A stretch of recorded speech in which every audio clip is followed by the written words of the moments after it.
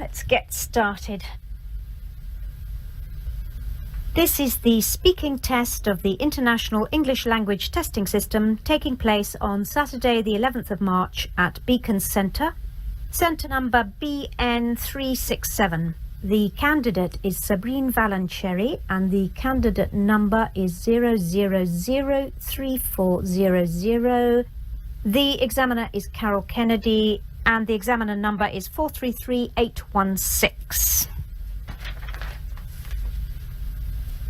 Good afternoon. What is your full name, please? My full name is Sabrine Valancheri. And what should I call you? You can call me Saba. May I see your identification, please, Saba? Yes, here it is.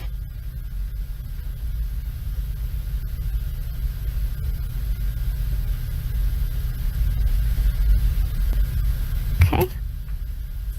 Thank you.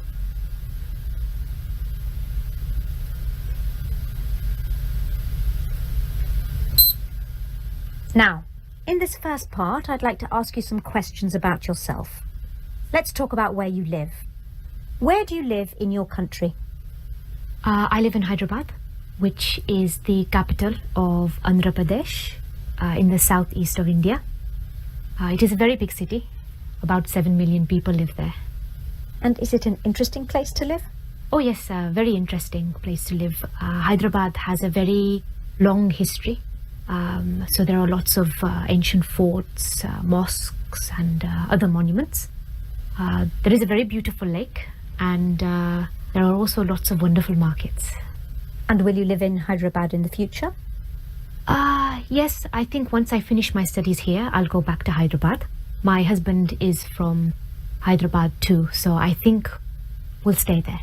Now let's talk about hobbies and interests. What hobbies and interests are popular in your country? People have many different pastimes in my country. I think the most popular these days are things like gardening and do-it-yourself, which is when people, usually men, make things for their home. I think women tend not to have too many hobbies. You can't really call shopping a hobby. I think in the past, women used to fill up the leisure time that they had with craft activities, but sewing and knitting aren't so common these days. I think reading is still very popular, especially now these days with the new e-readers. And which hobbies and interests do you enjoy? Well, like a lot of people, my work takes up a lot of my time.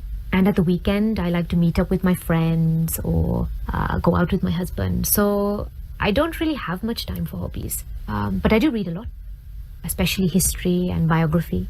Also, I love collecting art. So I go to a lot of art fairs. I really like colourful, abstract art, which really brighten up our homes. And what hobbies and interests did you have as a child? Gosh, that was a long time ago. Let me think. I used to collect key rings. I think I had about 20 or 25. They were silly things really, but fun for a small child.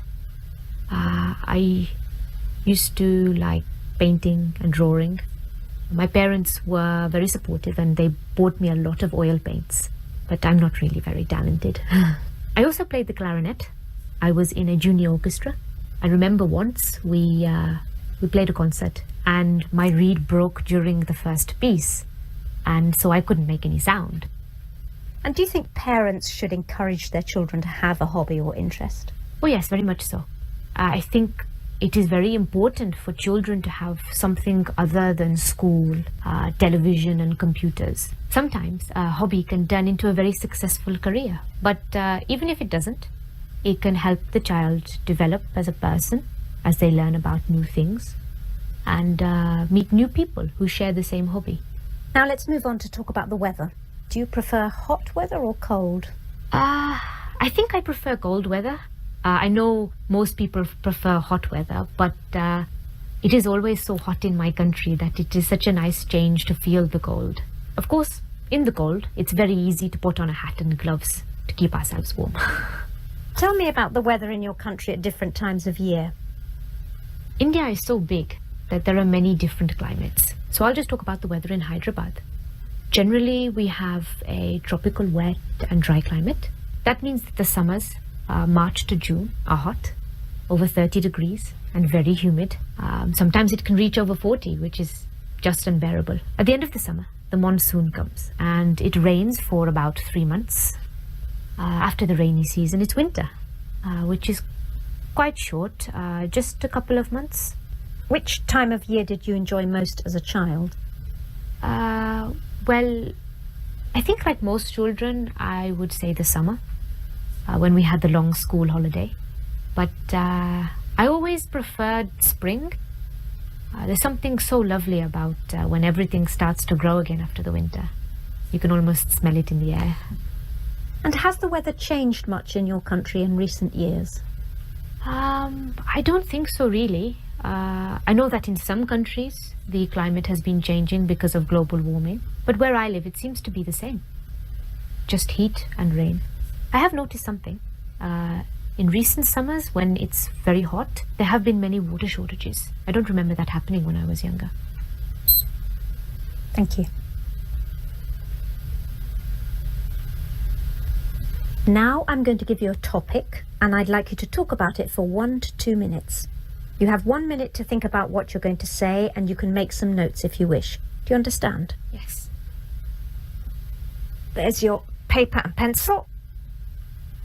And here's your topic. I'd like you to describe a gift or present that somebody gave you recently.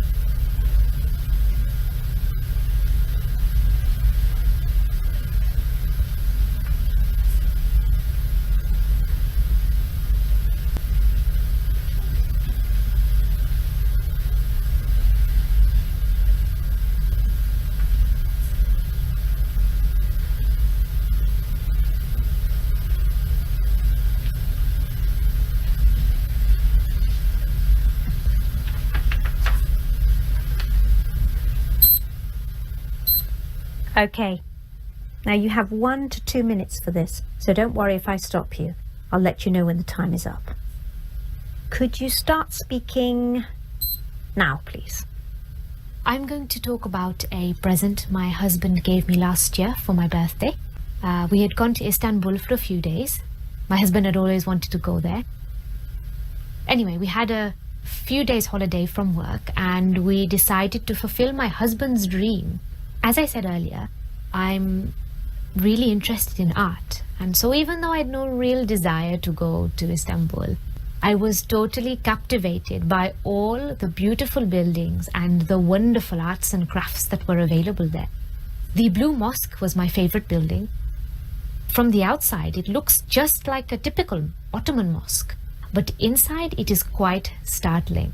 The large windows with the light reflecting on the exquisite blue tiles made it just breathtaking. I asked one of the guides about the tiles, and she told me that they were from Iznik and that they are still made today. When we left the Blue Mosque, we walked down a pedestrian lane full of shops, including some tile shops. In one of the shops, the owner told us that the tiles were made in Iznik. Anyway, one of the tiles really caught my eye. Actually, it sang to me. It was of fish, 4 big fish, and lots of little ones, all in different shades of green. I really wanted it. But when we asked the price, it was very high. Something like $300 American. Obviously, I knew we could negotiate, but it seemed such a high price that we just left. The next night, we went out for my birthday meal. Just as we were finishing the dessert, the waiter came over and handed me the most beautifully wrapped gift. I knew at once, because it was very heavy, that it was the fish tile. That's why Thank you. And does this person often buy you presents? Well, he's good at remembering my birthday and our anniversary, so he does usually buy me something nice then, but he doesn't just buy a present out of the blue. Thank you. Could I have the booklet, the pencil and the paper back, please? Thank you.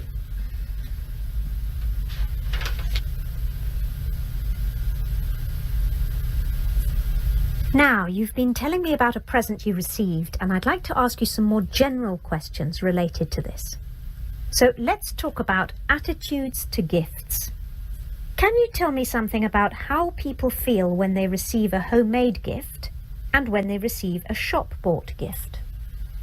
Well, I think as with everything, it depends on the person and the gift. When a grandchild makes something for their grandparents, like a bookmark or a clay pot that they've made at school, then obviously their grandparents will treasure it. For adults, I think it's a bit different. If people are going to give homemade gifts, then they need to be of really good quality. Why do you say that?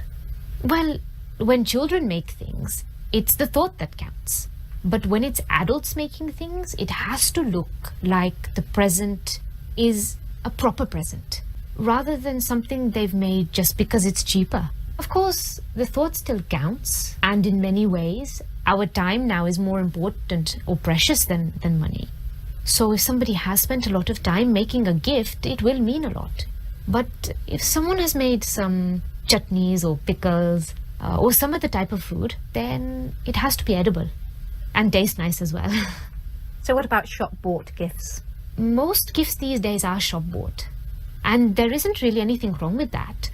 What is important, I think, with a shop-bought gift is that the person buying the gift should spend some time thinking about what the other person would really appreciate.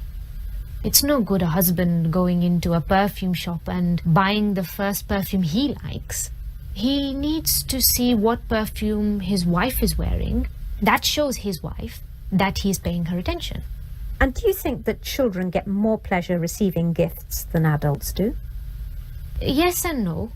Obviously, children love receiving gifts, but children do generally get a lot of gifts. Children these days are spoiled and they get too many gifts.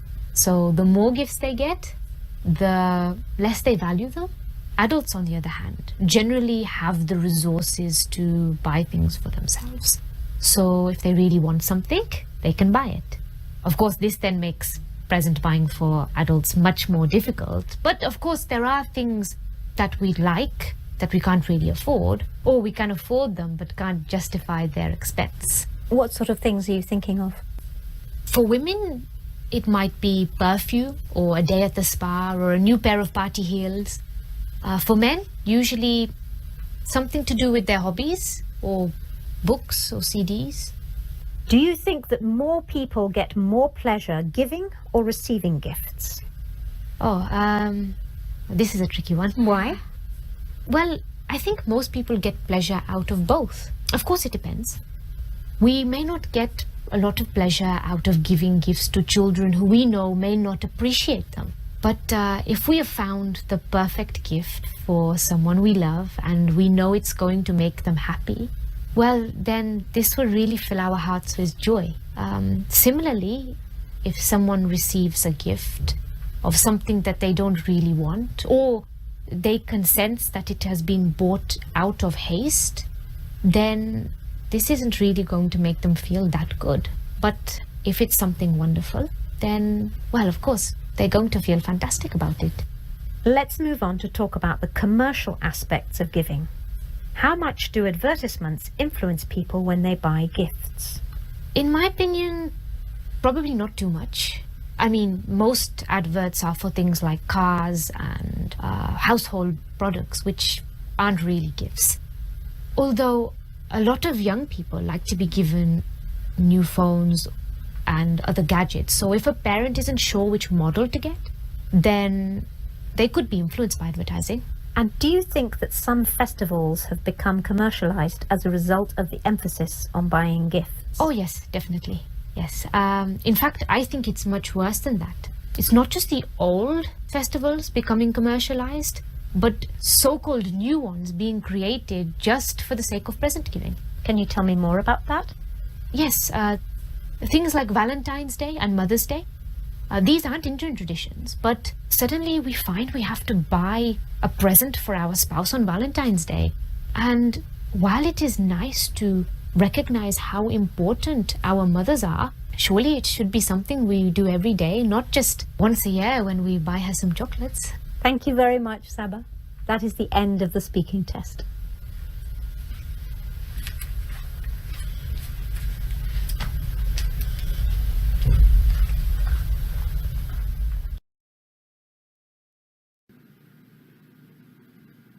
This is the speaking test of the International English Language Testing System, taking place on Saturday the 29th of September at Didtown Centre. Centre number DD783. The candidate is Javier Manuel Rico, and the candidate number is 0004290. The examiner is Carol Kennedy, examiner number 433816. Good morning. My name is Carol Kennedy. Can you please tell me your full name? Yes, I'm Javier Manuel Rico. And what should I call you? You can call me Xavi. Can I see your identification, please, Xavi? Here.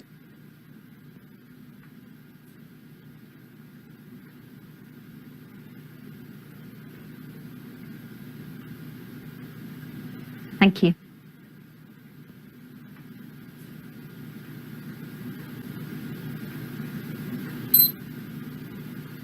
Right. In the first part of the interview, I'm going to ask you some questions about yourself. So let's talk about what you do. Do you work or study? I'm still studying in my final year. I've nearly finished my course. And what are you studying? And do you enjoy it? I'm studying law, and yes, I do enjoy it, most aspects of it. But in this final year, there's a lot of hard work and a lot of reading, and I cannot say that I enjoy all of this reading, but what I really enjoy is working on case studies. What I mean is discussing cases. I like to exchange ideas with people. So what are your future plans? I want to have a career in law. I have to decide which area to specialize in first, and then maybe study for another 4 or 5 years. I hope to specialize in environmental law, which is the law that businesses use to have to abide by to ensure that their practices do not affect the environment. Let's talk about friendships. How do you spend time with your friends? Like most other people, I think, having a drink or a meal. I play football sala with some old friends. I think it's called five-a-side in this country. There are sometimes 6 or 7 of us. I haven't been able to keep it up, so I'm looking forward to getting back into it. And is there one person you could call your best friend? I would say maybe my girlfriend is my best friend. Although if you ask her, maybe she doesn't say this. But among my male friends, I do not think that I have a friend who is closer than all the others. In Spain, we tend to have a big group of friends. On the weekend, maybe a Friday or Saturday, we will all go out together. Sometimes classmates from school or university, and a big group of guys and girls, 15 to 20 of us, will go out and have a meal or end up in a club or a bar and sing some music. And can you tell me about a friend you remember from your childhood? That is going back a long time. There is a boy that I don't know now, but was a very good childhood friend of mine, was called Hector. We were about 9 or 10 years old, and we did everything together. He was kind of geeky, I guess. I had other friends that I had similar interests with and I did sport with, but I liked Hector because he was very different. He used to play with chemistry sets and fix engines and things like this. But then we went on to different secondary schools and we made new friends and we grew apart. Now let's move on to talk about culture. Tell me about something that you feel is special to the culture in your country. I mean, it could be the food or maybe the music or perhaps art and literature. I could talk about any of these things, but give me a moment. I think it's better that I talk about food. I'm very proud of Spanish art and literature, but I think that I know most about food. You could say I'm a food expert. Actually, I think Spanish food could be more recognized. I mean, everybody knows dishes like tortilla and paella, and there are tapas restaurants in every city, but our cuisine is more sophisticated than that. And when everybody comes to Spain, they think that we only ever eat snacks, and when you go for a meal, there are lots of dishes on one table. There are some very good tapas restaurants, but most of them are, how do you say, specialized, not specialized, standardized, because they make the food so that everybody will like it. It's like Italian food or Chinese food. So is there a traditional dish that's associated with your country? I'd say that there are not one traditional dish, but there are many regional dishes that are famous. For example, paradilla is very famous in coastal areas, which is grilled seafood, and everyone will have every kind of fish you can imagine. But if you're in the mountains, you will eat food that is from the mountains, maybe a deer or goat or things like this. But don't think that Spanish food is necessarily just about traditional dishes. Like I say, the best restaurants are the most adventurous. Thank you.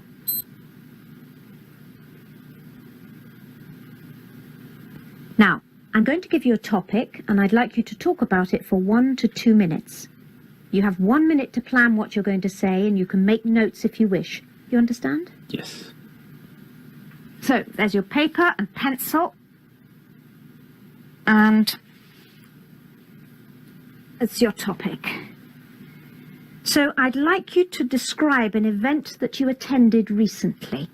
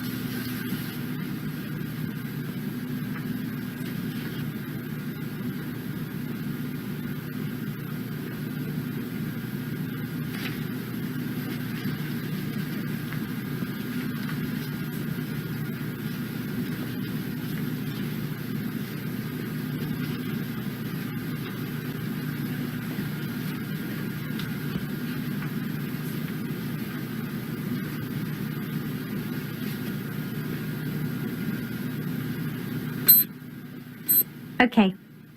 Now you have 1 to 2 minutes for this, so don't worry if I stop you. I'll tell you when the time's up. Could you please start speaking now? I'm going to talk about my grandparents' golden wedding anniversary, which was 2 months ago. They're in their 70s now, and have been married for 50 years, so it was a very special day. I've been to many kind of anniversaries and parties and weddings, but I must say that I enjoyed this day more than any other. It was a moving and memorable day. I think that the combination of the importance of the day and the fantastic atmosphere was what made it so special. This anniversary was in a country house, which in Spain we call una finca, which is like an old ranch. There were many guests who came from far and wide. This venue was perfect because there was a courtyard and a big garden, a magnificent hall where we could have the evening meal. My girlfriend and my brother's girlfriend, they came together with us. As soon as we arrived with everybody there, my mother, she saw everybody and started to cry. I can tell you that my mother, she cries very easily, and there were plenty more tears on this day. There were musicians playing in the courtyard, like an orchestra with just 4 people, and everybody had a glass of champagne. Now, perhaps the most important thing of this day was the people that I saw there. I saw many uncles and aunts that I had not seen for many years, and many cousins that I had not seen since I was a boy. My mother's brother came from Canada, and one of my grandfather's sisters came from Australia. It was very emotional, and it was wonderful to see my grandparents this happy. The best moment for me was when my grandfather made his speech. He thanked my grandmother for sticking with him all these years, and it was not only my mother crying at this point, I can assure you. He is a very good speaker and he made everybody laugh as well. And finally, of course, they cut the cake and everybody came together for the group photo. And, Thank you. So what time did you get to bed that night? I think we were some of the last to leave at around 2 a.m. Thank you. Can I have the booklet, the pencil and the paper? Thank you.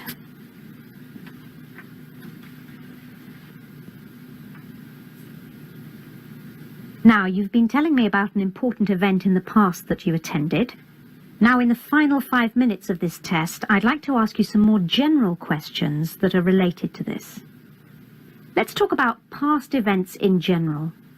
Do you think photographs are the best way to record and remember special events in our lives?